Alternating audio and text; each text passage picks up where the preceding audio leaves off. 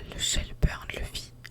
Lorsque son fils Dennis le sortit du carton, Ralston Purina moisi, qui avait été poussé très loin sous une avancée du doigt dans le grenier. Il fut saisi d'un tel sentiment d'horreur et d'incrédulité qu'un instant il crut qu'il allait pousser un hurlement. Comme pour le ravaler, il porta son poing à sa bouche et se contenta de tousser. Terry et Dennis ne remarquèrent rien, mais Bétail jeta un regard curieux autour de lui. « Ça c'est chouette », déclara Dennis, la voix pleine d'une admiration respectueuse. L'enfant ne s'était pas adressé à son père sur ce ton-là depuis bien longtemps. Dennis avait 12 ans. « Qu'est-ce que c'est ?» demanda Bétail. Il lança un nouveau coup d'œil à son père avant de revenir, fasciné sur ce qu'avait trouvé son grand frère. « Qu'est-ce que c'est, papa ?»« C'est un singe, couillon, » répondit Dennis. « T'en as jamais vu ?»« Ne traite pas ton frère de couillon, » intervint Terry, machinalement fouillant dans un carton plein de rideaux. Il était poisseux de moisissure et elle les lâcha aussitôt. « Pouah !»« Est-ce que je peux le prendre, papa ?» demanda Bétail.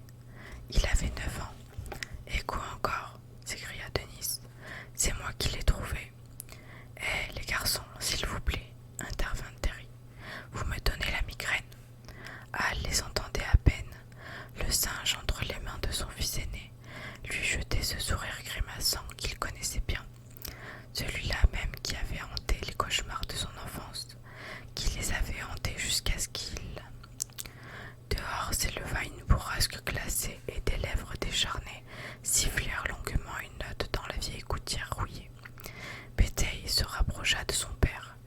Il observait avec inquiétude la charpente grossière hérissée de têtes de clous. « Qu'est-ce que c'était, papa ?» demanda-t-il. Le sifflement se mourut en un bourdonnement grave. « Le vent, tout simplement, » répondit Hal sans quitter le singe des yeux. Les cymbales, dans la lumière avare de l'unique ampoule, croissant de cuivre plutôt que cercle plein, restaient immobiles, à quelques 30 centimètres d'écart. Le vent siffle, mais il ne connaît pas la musique, ne put-il s'empêcher d'ajouter. Et il réalisa qu'il s'agissait d'une de ces petites phrases qu'affectionnait oncle Will. La note revint. Des rafales de vent déferlaient de Crystal Lake en longs vrombissements graves et s'engouffraient par vagues dans la gouttière. Une demi-douzaine de souffles glacés frappèrent Hall en plein visage. Seigneur, cet endroit ressemblait tant au débarras situé sur l'arrière de la maison de Hartford. Il lui semblait qu'ils avaient tous été transportés 30 ans plus tôt. Il ne faut pas que j'y pense. Mais, bien entendu, il ne pouvait penser qu'à ça. Le débarras où j'avais trouvé ce foutu singe exactement dans le même carton. Avançant à groupe-ton sous la pente raide du toit, Terry s'était éloigné pour fouiller dans une cagette remplie de bric-à-brac. « Je n'aime pas ça, » dit Bétail en cherchant la main de Hal. « Dennis peut le prendre s'il veut. On y va, papa ?»« T'as peur des fantômes, espèce de trouillard ?» se moqua Dennis. « Ça suffit, Dennis, » lança Terry d'un air absent. Elle avait déniché un plat à gâteau à motif chinois. « C'est joli ça, c'est... » Hal venait de s'apercevoir que Dennis avait découvert dans le dos du singe la clé qui permettait de le remonter. Battant de ses ailes noires, la terreur fondit sur lui. « Ne touche pas à ça !» Ça lui était venu plus brutalement qu'il ne l'aurait souhaité, et il avait arraché le singe des mains de Dennis avant même de réaliser ce qu'il faisait. Dennis se tourna vers lui, sidéré. Terry, elle aussi, le regarda par-dessus son épaule, et Bétail leva les yeux. Pendant un moment, ils firent tous silence, et le vent siffla à nouveau, très faiblement cette fois, comme un appel déplaisant. « C'est qu'il est certainement cassé, » expliqua Hall. Il était toujours cassé, sauf quand il décidait de ne plus l'être. « C'était pas une raison pour me l'arracher, » râla Dennis. « La ferme, Dennis. » Celui-ci battit des paupières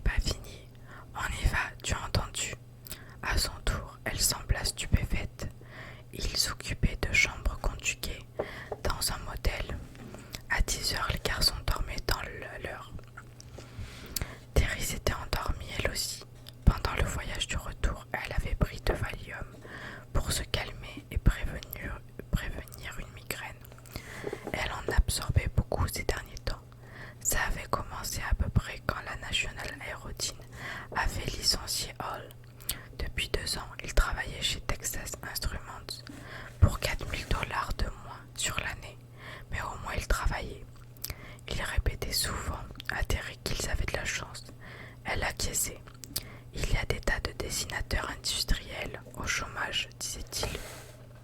Elle acquiesçait. L'entreprise d'Arnett n'est pas plus mal que celle de Fresno, ajoutait-il.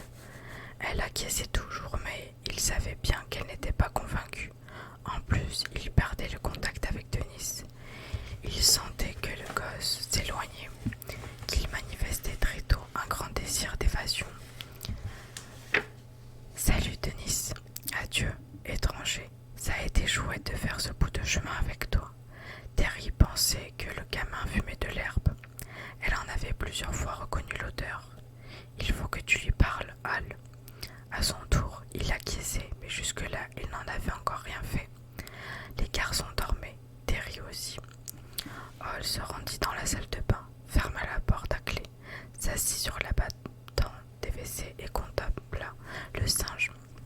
Il avait en horreur cette peluche brune et douce, râpée par endroits. Il détestait son sourire. Ce singe a un vrai sourire de nègre, avait dit une fois oncle Will. Mais il ne souriait pas comme un nègre ou qui que ce soit d'humain. Son sourire était tout en dents, et si on tournait la clé, ses lèvres se mettaient à bouger. Ses dents semblaient plus grandes, comme des dents de vampire. Ses lèvres se tordaient et les cymbales se mettaient en branle. Singe odieux singe mécanique, odieux. Il le laissa tomber, ses mains tremblaient, et il avait laissé tomber. La clé cliqueta sur le carrelage de la salle de bain. Ce bruit lui parut très fort dans le silence. Le singe lui souriait, ses yeux d'ambre sombres et fixés sur lui, des yeux de poupée, pleins d'une gaieté stupide, ses cymbales de cuivre prêtes à s'entrechoquer pour scander la marche de quelques fanfares venus de l'enfer. Sur son socle était un gris, Made in Hong Kong. Ce n'est pas possible que tu sois là, murmura-t-il. Je t'ai jeté dans le puits quand j'avais 9 ans. Le singe lui souriait. Dehors, dans la nuit, une noire bourrasque de vent secoua le motel. Bill, le frère de Hall, et sa femme Colette les retrouvèrent le lendemain chez oncle Will et tante Ida. Ça t'a jamais traversé l'esprit qu'un décès dans la famille est une seule occasion pour renouer les liens, lui demanda Bill avec un drôle de petit sourire. On l'avait prénommé ainsi en l'honneur de l'oncle Will. Will et Bill, les as du rodéo, avaient coutume de dire oncle Will en lui ébouriffant les cheveux.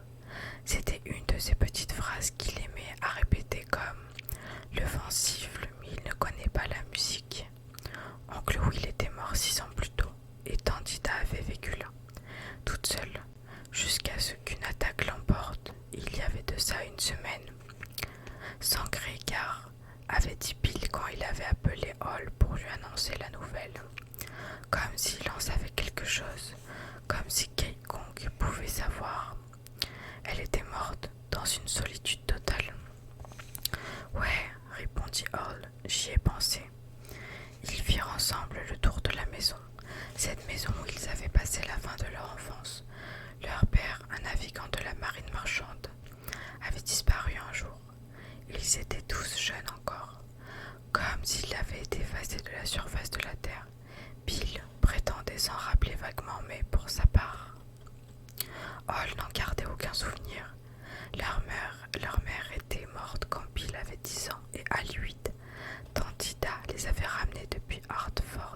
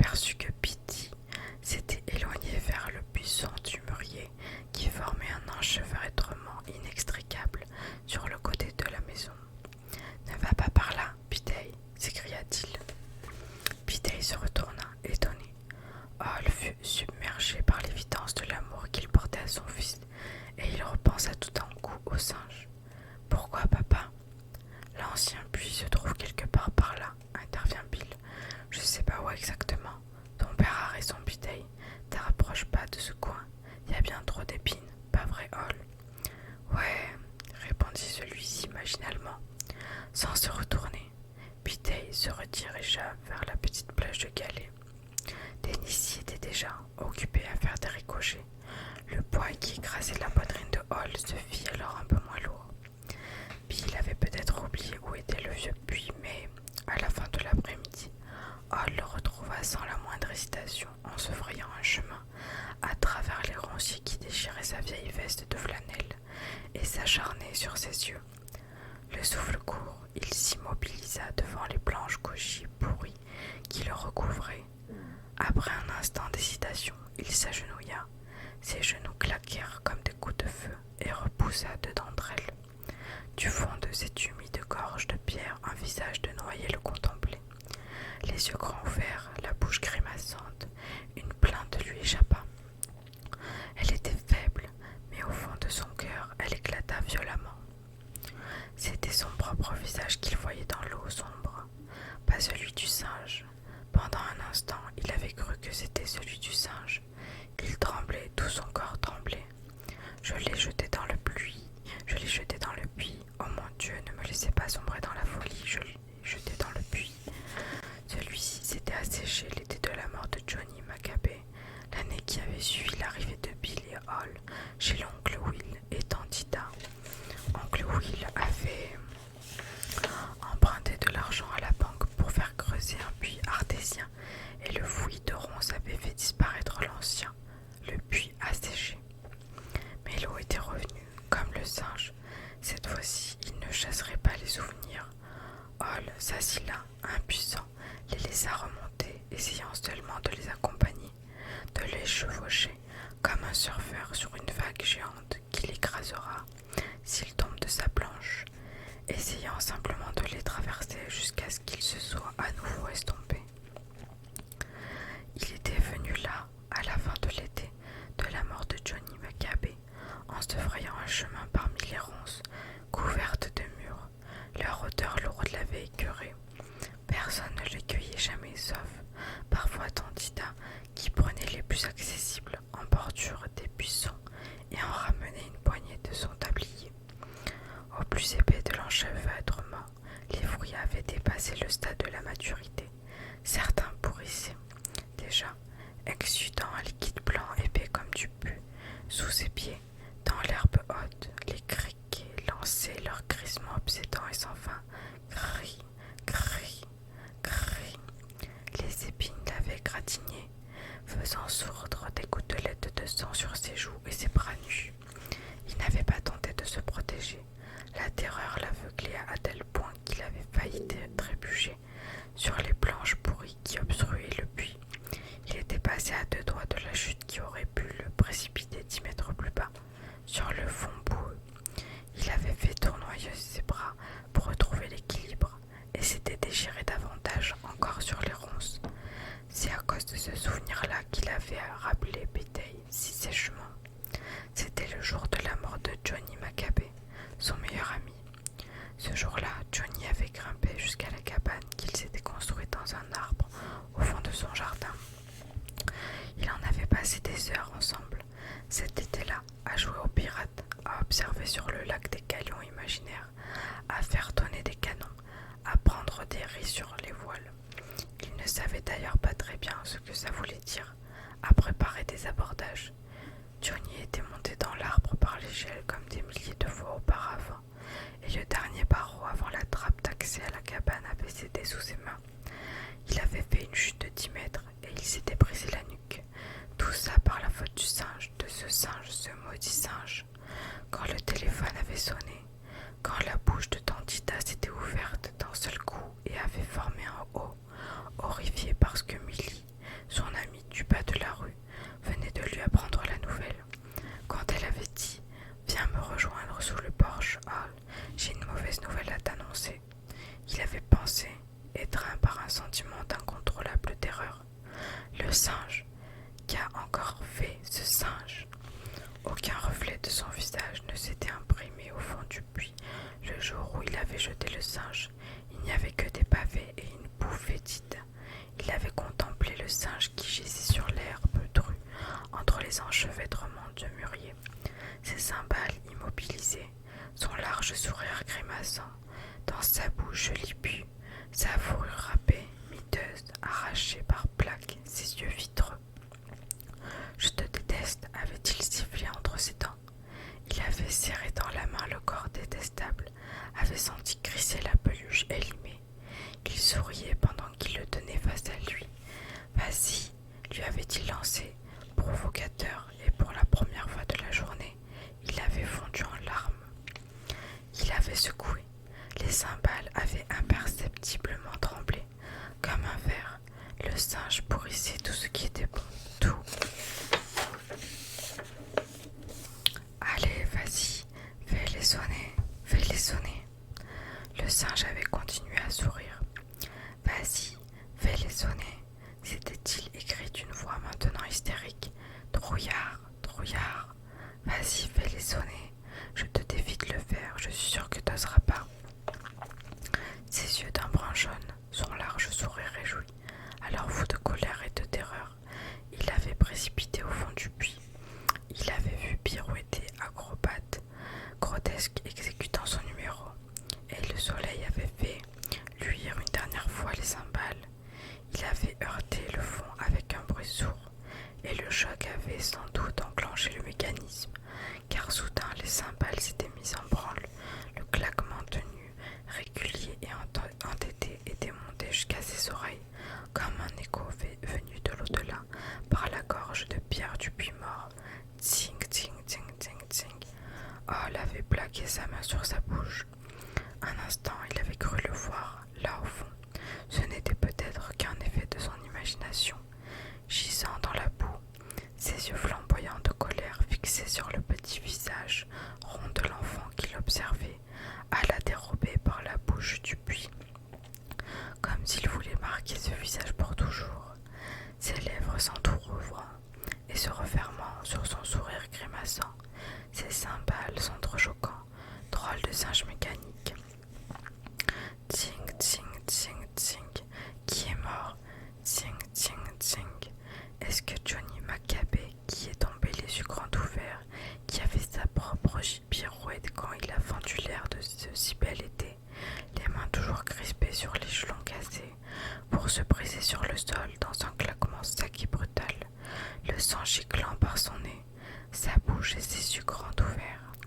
C'est Johnny Hall, c'est Johnny ou c'est toi? En gémissant, Hall avait repoussé les planches sur le trou. Il s'était enfoncé des échardes dans les mains, mais ça ne comptait pas. S'en était-il même aperçu sur le coup? Toutefois, malgré les planches, il avait continué à entendre le bruit, assourdi maintenant et, curieusement, plus insupportable encore, en bas, dans l'obscurité au visage de pierre. Il faisait claquer ses cymbales en agitant par saccades son corps répugnant, et le bruit parvenait au garçon comme dans un cauchemar. Tsing, tsing, tsing, tsing. Qui est mort cette fois? Il s'était effrayé. Il s'était frayé avec difficulté un chemin à travers les ronciers qui s'agrippaient à lui.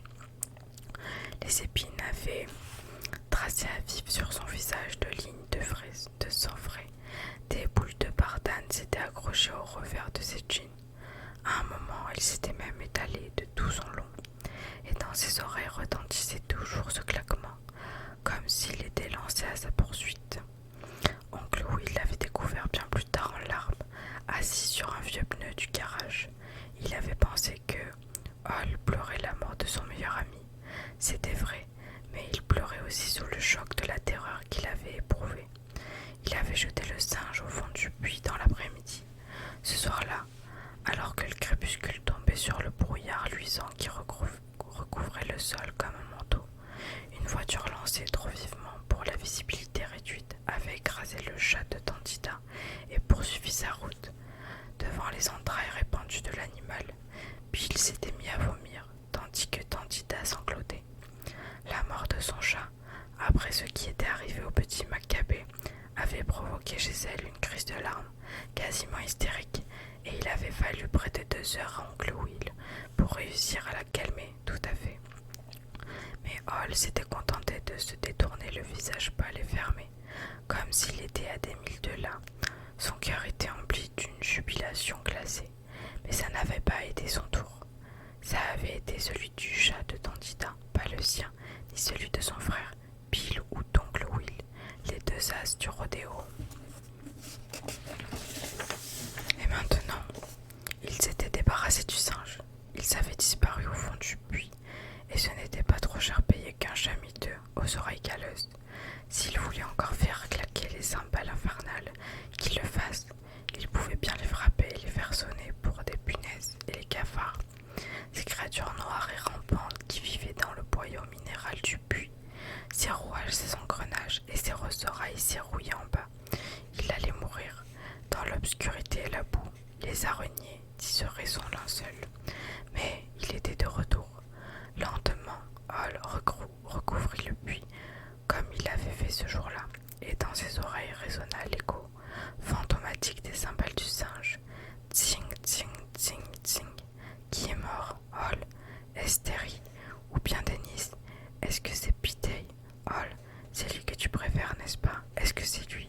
Tsing, tsing, tsing. Pas ça. Pitey sursauta et laissa tomber le singe.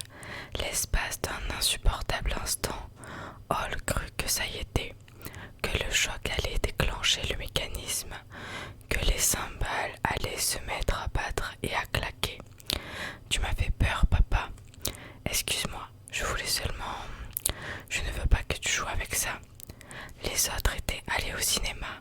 Ils avaient pensé qu'ils seraient de retour au motel avant eux, mais ils s'étaient attardés plus longtemps qu'ils ne l'avaient cru. Les vieux souvenirs détestés semblaient vivre dans un espace temporel éternel qui leur était propre. Il avait trouvé Terry assise à côté de Dennis. Elle regardait le feuilleton, les péquenots de Beverly Hills à la télévision. L'attention hébétée qu'elle portait à ces images altérées par le temps révélait une récente prise de Valium. Dennis s'était plongé dans la lecture d'un magazine de rock qui affichait Culture Club en couverture.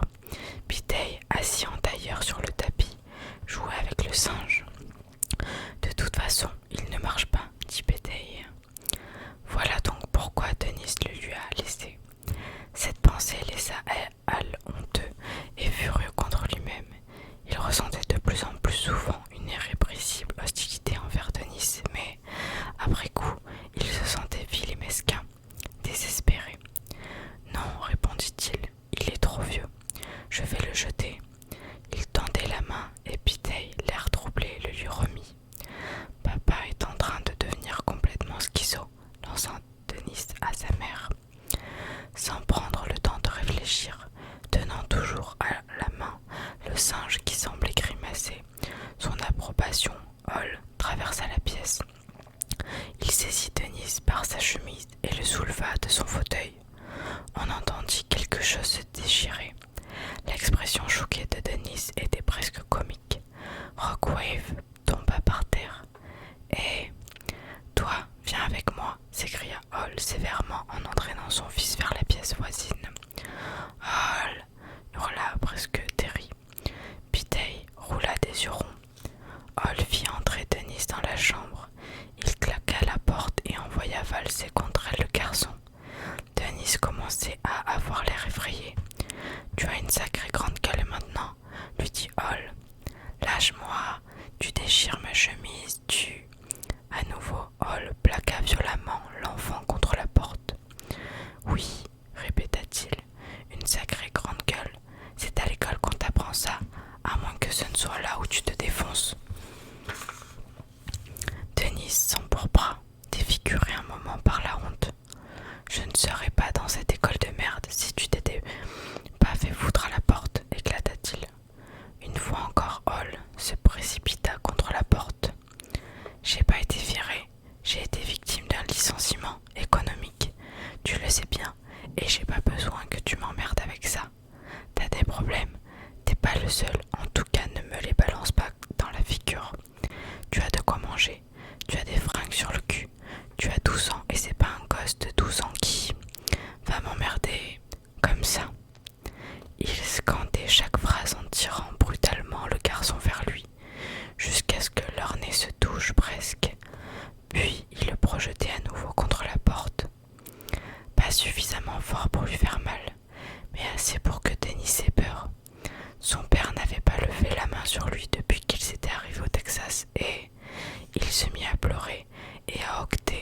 le jeune garçon, braillé et en bonne santé qu'il était. Allez, vas-y, frappe-moi, lança-t-il à Hall, son visage tordu et rougi par plaques. Frappe-moi si ça peut te faire plaisir. Je sais bien que tu me détestes. Tu sais bien que ce n'est pas vrai. Je t'aime fort, Denis, mais je suis ton père et tu vas me témoigner un peu plus de respect ou je te casse la figure. Denis tenta de se dégager. Hall l'attira contre lui et l'enferma dans ses bras. Le garçon se débattit un moment, puis il se laissa aller, le visage blotti contre la poitrine de son père, et pleura épuisé. Depuis des années, Hall n'avait plus entendu l'un de ses fils sangloter ainsi. Il ferma les yeux et s'aperçut qu'il était lui aussi à bout de force. Arrête, Hall, je ne sais pas ce que tu fais, mais arrête, cria Terry en martelant la porte de ses poings. Je ne vais pas le tuer, répondit-il. Fiche-nous la paix. Ne t'en fais pas, man, l'interrompit Denis d'une voix assourdie par la poitrine de son père. Après un temps de silence perplexe, elle se décida à s'éloigner. Hall regarda à nouveau l'enfant. Je m'excuse de t'avoir parlé comme ça, pas. Lâcha Denis sans conviction. Bon, ça va, j'accepte tes excuses. La semaine prochaine, quand on sera de retour à la maison, je te laisserai 2 ou 3 jours avant de fouiller tes tiroirs. Denis, si l'un ou l'autre renferme quelque chose que tu ne souhaites pas que je te vole, t'as intérêt à t'en débarrasser. Nouvelle bouffée de honte. Denis baissa les yeux et, du revers de sa main, essuya une coulée de morve. Je peux y aller maintenant demanda-t-il, renfrogné à nouveau. Bien sûr, répondit Hall, et il le lâcha. Faut à tout prix que je l'emmène camper au printemps, rien que nous deux, pêcher un peu comme oncle Will le faisait avec Bill et moi. Faut resserrer les liens, essayer en tout cas. Il s'assit sur le lit dans la chambre désertée et contemplant le singe. Vous ne serez plus jamais proches l'un de l'autre. Hall semblait grimacer son sourire. Je te le garantis, je suis de retour et je vais reprendre la situation en main, comme tu as toujours su que je le ferai un jour. Hall jeta le singe et posa la main sur ses yeux. Cette nuit-là, dans la salle de bain, Hall réfléchissait en se brossant les dents. Il était dans le même carton. Comment pouvait-il se trouver dans le même carton? Il fit un faux mouvement et sa brosse à dents lui blessa les gencives. Il eut un rictus de douleur. Il avait 4 ans, Bill 6, la première fois qu'il avait vu le singe. Leur père, si souvent absent, avait acheté une maison à Hartford. Elle était bien, entièrement payée, avant qu'il ne meure ou ne disparaisse dans un trou, quelque part dans le vaste monde. Ou Dieu ne sait quoi d'autre.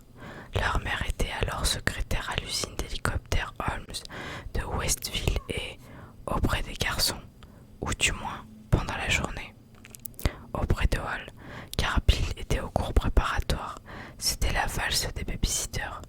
Aucune d'elles ne restait bien longtemps.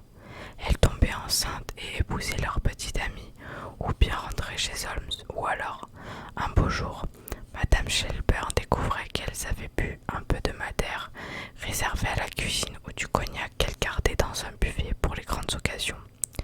La plupart étaient assez stupides et semblaient n'avoir qu'un but dans la vie, manger et dormir. Aucune ne lisait d'histoire à Hall comme le faisait sa mère. Cet interminable hiver-là, la babysitter était une immense noire très soignée prénommée Bella. Elle déployait des trésors d'affection pour Hall quand sa mère était là, mais n'hésitait pas à le pincer dès que celle-ci avait le dos tourné. Hall l'aimait bien malgré tout. De temps en temps, elle lui lisait l'un des récits en couleur de ses magazines à l'eau de rose dont elle raffolait. Alors pour la rousse, voluptueuse, la mort s'en vint, entonnait-elle d'un ton sinistre dans le silence somnolent de l'après-midi et elle engouffrait un autre chocolat fourré de crème au beurre de cacahuète, pendant que Hall étudiait avec gravité les illustrations grognues en buvant une tasse de lait. L'affection qu'il éprouvait pour elle rendit plus tragique encore ce qui t'arriva. Il avait trouvé le singe par un jour froid et nuageux de mars. La grêle frappait la vitre par intermittence, assoupi sur le canapé, un exemplaire du magazine Mon Histoire ouvert sur sa poitrine superbe. Hall s'était glissé dans le débarras pour fouiller dans les affaires de son père. C'était un espace de rangement qui courait tout le long du côté gauche de la maison, au premier étage, espace inutilisé qui n'avait jamais été vraiment aménagé. On y entrait par une petite porte, un genre de trou de lapin, situé dans la chambre des garçons, dans le coin de Bill. Ils aimaient tous deux y pénétrer, même s'ils étaient glaciales en hiver et assez chauds en été pour faire couler de vos pores un plein seau de sueur. Long et étroit, mais assez douillet, tout compte fait, le débarras était rempli d'un bric-à-brac fascinant. Quand on croyait avoir tout vu, il en restait encore. Bill et Hall avaient passé des après-midi entiers là-dedans. Ils se parlaient à peine, sortaient des objets de leur boîte, les examinaient, les tournaient et les retournaient afin de se pénétrer dans la réalité unique de chacun, puis ils les remettaient en place.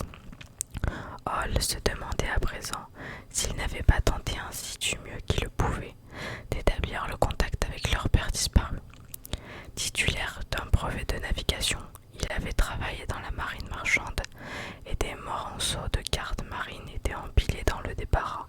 Sur certaines, on avait dessiné de chouettes cercles avec le petit trou de la pointe du compas au centre de chacun d'eux. Il y avait 20 volumes d'un truc appelé le guide baron de la navigation, une série de paires de jumelles brouillées qui vous faisaient les yeux brûlants et bizarres si vous regardiez dedans trop longtemps. Il y avait des objets pour touristes, souvenirs rapportés d'une douzaine d'escales, des poupées hawaïennes en caoutchouc, un chapeau melon en carton noir entouré d'un ruban déchiré sur lequel était écrit « T'as vu monter personne? J'ai vu monter Carlo ». Une boule de verre avec une petite tour Eiffel à l'intérieur. Il y avait des enveloppes contenant des timbres étrangers soigneusement classés, des pièces de monnaie de différents pays, des échantillons de roches rapportés de l'île Moï et de drôles de disques en langue étrangère, d'un noir aussi lisse qu'un miroir, lourd et un peu inquiétant. Ce jour-là, alors que la grêle criblait le toit juste au-dessus de sa tête, Hall s'était glissé tout au fond du débarras, avait écarté un carton et en avait aperçu un autre juste derrière celui-là, un carton Ralston Purina. Deux yeux vitreux, couleur noisette, regardaient par-dessus le bord. Il avait tressailli et s'était précipité vers la porte, le cœur battant, comme s'il venait de découvrir un pygmée meurtrier. Puis ils avaient réalisé qu'il demeurait silencieux, avaient noté l'immobilité de son regard et compris qu'il s'agissait d'un quelconque jouet. Il s'était approché à nouveau et l'avait sorti du carton avec précaution. Le singe souriait de son sourire sans âge, tout dehors sous la lumière jaune. Ses cymbales étaient écartées. Enchanté de sa trouvaille, Hall l'avait tourné et retourné en tous sens et avait senti le crissement de sa fourrure pelucheuse. Son drôle de sourire lui avait plu. Pourtant n'avait-il pas ressenti autre chose encore? Une sensation de dégoût presque instinctive qui était venue et repartie presque avant qu'il n'en prenne conscience. Peut-être, mais s'agissant d'un souvenir aussi ancien que celui-ci, il fallait prendre soin de ne pas trop déformer les faits. Les souvenirs lointains peuvent mentir. Mais n'avait-il pas remarqué la même expression sur le visage de Péteille dans le grenier de la maison de famille? Il avait vu la clé fixée dans le dos du singe et l'avait manœuvrée. Elle avait tourné bien trop facilement. Il n'y avait pas eu le moindre cliquetis. Cassé, alors. Cassé, mais chouette quand même. Il avait sorti du débarras pour jouer avec. C'est quoi ce truc-là, Hall? Avait demandé Bella en se réveillant. Rien, avait-il répondu. Je l'ai trouvé. Il avait posé près de son lit sur l'étagère, au-dessus de son album de coloriage Lassie, chien fidèle, souriant, le regard perdu dans l'espace, les cymbales écartées. Il était cassé mais souriait quand même. Cette nuit-là, Hall, la vessie pleine, avait émergé d'un rêve tourmenté et s'était levé pour se rendre aux toilettes dans le couloir. À l'autre bout de la chambre, Bill n'était qu'une masse informe de couverture, animée par une respiration. Hall était revenu, à demi endormi, et soudain, dans l'obscurité, le singe avait commencé à heurter ses cymbales. Ting, ting, ting, ting. L'enfant s'était réveillé tout à fait, comme si on l'avait frappé au visage avec une serviette humide et froide. Son cœur avait fait un bond vertigineux, et un petit cri de souris s'était échappé de sa gorge. Les yeux écarquillés, les lèvres tremblantes, il avait regardé le singe fixement. Ting, ting, ting, ting. Le corps de celui-ci se balançait et s'arquait sur l'étagère. Ses lèvres s'ouvraient et se fermaient sur une joie hideuse, révélant de monstrueuses dents carnivores. « Arrête !» avait murmuré Hall. Son frère s'était retourné dans son lit et avait grogné bruyamment. Tout le reste était silencieux, sauf le singe. Les cymbales claquaient et résonnaient. Il allait sûrement réveiller son frère, sa mère, le monde entier. Il allait réveiller les morts. Ting, ting, ting, ting. Hall s'était approché de lui dans l'intention de le faire taire, d'une façon ou d'une autre, peut-être en glissant la main entre les cymbales, jusqu'à ce que le mécanisme se détende. Mais il s'était arrêté tout seul. Les cymbales s'étaient réunies une dernière fois, ting, et s'étaient lentement écartées pour reprendre leur position finale. Le cuivre luisait dans la pénombre. Le singe souriait de toutes ses dents d'un jeune sale. La maison avait replongé dans le silence. Sa mère s'était retournée dans son lit et, en écho à celui de Bill, avait émis à son tour un grognement. Hall était retourné se coucher et, le cœur battant la chamade, il avait tiré bien haut les couvertures en pensant « Demain je le remettrai dans le débarras, je n'en veux pas. » Mais le lendemain, il avait oublié de ranger le singe car Madame Shelburne n'était pas allée travailler. Bella était morte. Leur mère n'avait pas voulu leur raconter ce qui s'était passé exactement. C'était un accident, un terrible accident, leur avait-elle seulement dit. Mais cet après-midi-là, en rentrant de l'école, Bill avait acheté un journal et avait ramené dans leur chambre, caché sous sa chemise, la page 4. Pendant que leur mère préparait le dîner dans la cuisine, il avait, en butant sur les mots, lu l'article à son frère. Mais Hall avait pu déchiffrer lui-même le gros titre. De jeunes femmes assassinées pour indifférents domestiques. Bella McCaffrey, 19 ans, et Sally Tremont, 20 ans, ont été abattus par le petit ami de Mademoiselle McCaffrey, Leonard White, 25 ans, alors qu'ils se disputaient pour savoir qui sortirait prendre livraison d'une commande passée chez le traiteur chinois. Mademoiselle Tremont est décédée à l'hôpital de Hartford. Bella McCaffrey est morte sur le coup. C'est comme si Bella avait disparu dans l'un de ses magazines à scandale, avait pensé Hall, et il avait senti un frisson glacé remonter le long de sa colonne vertébrale et il lui en serrait le cœur. C'est alors qu'il avait réalisé que les coups de feu avaient été tirés à peu près au moment où le singe... « Hall, demanda Terry d'une voix somnolente, tu viens te coucher ?» Il cracha son dentifrice dans le lavabo et se rinça la bouche. Oui, acquiesça-t-il. Plus tôt dans la soirée, il avait rangé le singe dans sa valise soigneusement verrouillée. Il reprenait l'avion pour le Texas 2 ou 3 jours après. Mais auparavant, il allait se débarrasser une bonne fois pour toutes de cet objet maudit. D'une façon ou d'une autre. Tu n'y es pas allé de main morte avec Dennis cet après-midi, lui reprocha Terry dans le noir. Ça fait un bon moment qu'il a besoin d'être repris en main, il me semble. Il a perdu pied. Je ne voudrais pas qu'il se casse la figure. Sur le plan psychologique, frapper un enfant n'a jamais été. Je ne l'ai pas frappé. Terry, nom d'un chien. Le bon moyen d'affirmer son autorité. Oh, je t'en prie, arrête avec ces conseils sortis tout droit des groupes de réflexion de merde, lança-t-il avec colère. Je vois, tu ne veux pas qu'on parle de ça. Sa voix était glacée. Je lui ai dit aussi que je ne voulais pas de drogue sous notre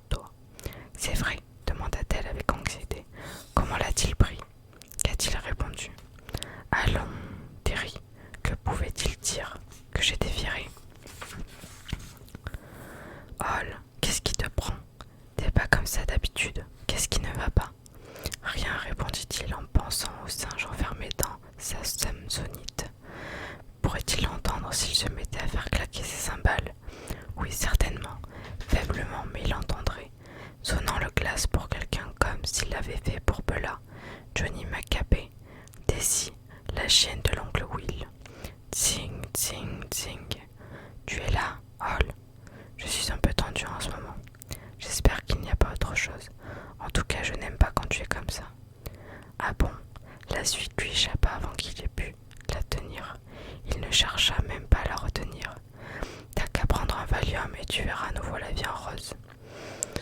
Il entendit son souffle oppressé tout à coup, puis elle se mit à pleurer.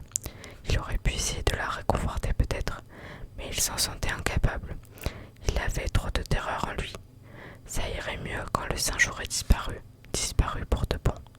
Seigneur, par pitié, pour de bon cette fois. Il chercha le sommeil jusque tard dans la nuit, jusqu'aux premières lueurs grises du matin, mais il pensait avoir trouvé ce qu'il fallait faire. La deuxième fois, c'est Bill qui avait trouvé le singe. C'était environ 1 an et demi après que le décès du Bella Macaffery eut été constaté sur les lieux du crime. C'était l'été. Hall venait d'achever sa dernière année d'école maternelle. Il rentrait après un après-midi de jeu. « Lave-toi les mains, jeune homme, tu es sale comme un petit cochon », s'était écriée sa mère. Elle lisait en buvant un thé glacé. Assise sous le porche, elle était en congé pour 2 semaines. Hall avait symboliquement passé ses mains sous l'eau froide et en avait laissé les empreintes crasseuses sur la serviette. « Où est Bill ?»« Là-haut, dis-lui de ranger son coin. Il y a une de ces pagailles. » Hall, toujours avide de transmettre une nouvelle désagréable, avait gravi les escaliers 4 à 4. Son frère était assis par terre. La petite porte d'accès au débarras était entrebâillée, semblable à l'entrée d'un terrier de lapin. Bill tenait le singe entre ses mains. « Il est cassé !» s'était écrié Hall précipitamment. Il se souvenait à peine de cette nuit où il était revenu des toilettes et où le singe s'était mis à frapper. Ses cymbales, pourtant, il était inquiet. 1 semaine après environ, il avait fait un cauchemar à propos du singe et de Bella. Il ne se rappelait plus précisément. Il s'était réveillé en hurlant avec l'impression que le poids léger qu'il sentait sur sa poitrine était celui du singe, et qu'en ouvrant les yeux, il le verrait sourire devant lui. Bien entendu, il ne s'agissait que de son oreiller, qui l'étreignait éperdument. Pour le calmer, sa mère lui avait apporté un verre d'eau et 2 cachets d'aspirine pour bébé d'un orange crayeux, équivalent du Valium à l'usage des enfants perturbés. Elle avait mis ce cauchemar sur le compte de la mort de Bella. C'était bien de cela qu'il s'agissait, mais pas exactement comme elle le croyait. Ses souvenirs étaient très flous à présent, mais le singe l'effrayait toujours, surtout ses cymbales et ses dents. « Je sais », avait répondu Bill en jetant le jouet. « C'est bête. » Il avait atterri sur le lit de Bill, les yeux fixés sur le plafond, les cymbales immobiles. Hall n'aimait pas le voir là.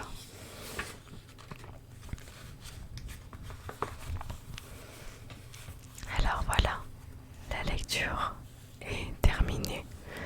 Il nous restera une 2e et peut-être une 3e partie. J'espère que ça t'a plu. Je te souhaite une bonne soirée.